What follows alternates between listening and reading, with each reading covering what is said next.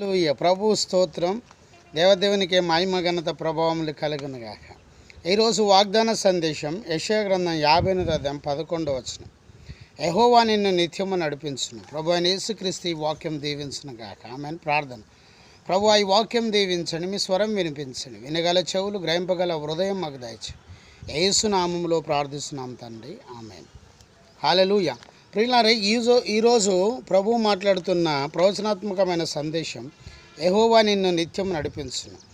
ఇశ్రాయేలులో తమ ఆచార భక్తిని విడిచిపెడితే దేవుడు వారిని దీవించునని తెలియజేసి ఈ మాట తెలియజేశారు. యెహోవా నిన్ను నిత్యము నడిపించును. దేవుడు నిన్ను నిత్యం నడిపించాలంటే మరి ఏం చేయాలి? మొదటిగా దీనత్వం కలిగి జీవించాలి. 25వ కీర్తన 9వ వచనం.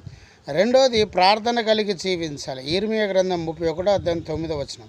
మూడోది ఆజ్ఞను ఉపదేశమును కలిగి జీవించాలి. సామెతలు 6వ అధ్యాయం 20 వచనం, 21, 22 వచనాలు. నిజమైన భక్తిలో ఎంత ఆశీర్వాదం దీవెన ఉంది గనక నీవు కూడా ఫలము లేని ఆచార పూర్వకమైన భక్తిని, వేషధార భక్తిని విడిచిపెట్టు. దేవునికి ఇష్టమైన జీవితం జీవించు. దేవుడు నీకు కాపరి అయి మరణం వరకు నిన్ను నడిపిస్తాడు. ప్రభు అయిన యేసుక్రీస్తు ఈ వాక్యం దీవించునుగాక. ప్రార్థన. ప్రభువా, ఈ వాక్యం దీవించి ఆశీర్వదించండి. మాతో మాట్లాడినారు. స్తోత్రం. యేసు నామములో ప్రార్థిస్తున్నాను తండ్రి. ఆమేన్. తండ్రి, కుమార, పరిశుద్ధాత్మ త్రియేక దేవుని సన్నిధానం సదాకాలం మీకు తోడు నీడై ఉండునుగాక. ఆమేన్. Praise the Lord. జయమని మా యూట్యూబ్ ఛానల్ సబ్స్క్రైబ్ చేయండి, లైక్ చేయండి, షేర్ చేయండి, అనేకులకు తెలియజేయండి. మీ ప్రార్థన అవసరాలు మాకు కాల్ చేయండి. మా cell number 9948930321. Praise the lord. God bless you. Amen.